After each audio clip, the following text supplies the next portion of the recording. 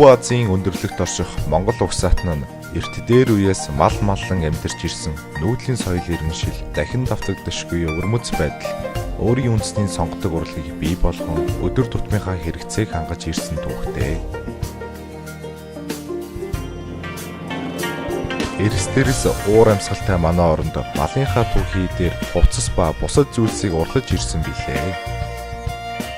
21-р зууны залуус ноос гэж юу болохыг бас юу хийж яаж ашиглах талаар мэдлэг дутмаг байгаа учраас ирээдүйд дизайнер болох оюутнуудаа Монголын түүхийд болох ноосоо боловсруулж бэлэн хувцас болон гар урлал чимэглэлийн зүйлийг хамтран хийж сурахаас гадна дизайны бүтээлч үйл ажиллагааг сайжруулах зорилгоор энэхүү төслийг санаачилсан юм аа.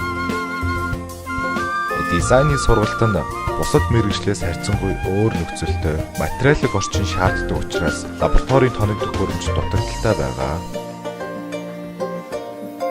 Бид эсхийн урлагийн лабораторитой болсноор Монгол уламжлалаа цаашид хадгалж мэргэжсэн мэргэжилтнүүд төрөн гарч соёлын үйлдвэрийн нэг салбар болох эсхийн урлагийн үйлдвэрлэлд хөгжих боломжтой.